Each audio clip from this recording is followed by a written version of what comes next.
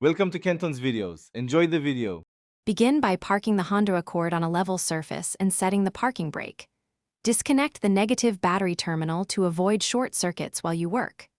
Gather tools: a 10 mm socket, ratchet, Phillips screwdriver, panel trim tool, and gloves. Have the replacement tail light assembly or a 7443 bulb and a new gasket or seal ready. Keep a small container for bolts and fasteners near you so you do not lose the 10 mm bolts or plastic. Open the trunk and peel back the trunk liner about 12 to 18 inches to expose the tail light mounting area.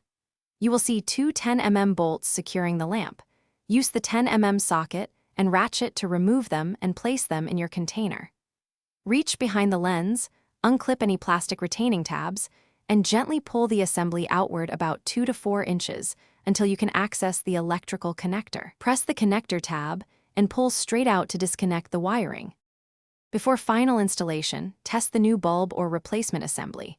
Reconnect the negative battery terminal and cycle the brake, turn signal, and parking lights to verify operation.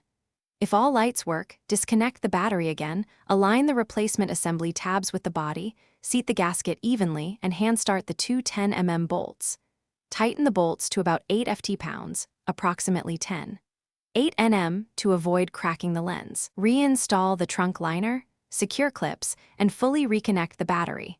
Confirm lights function and dispose of the old bulb safely. Thanks for watching. Consider subscribing if we helped you.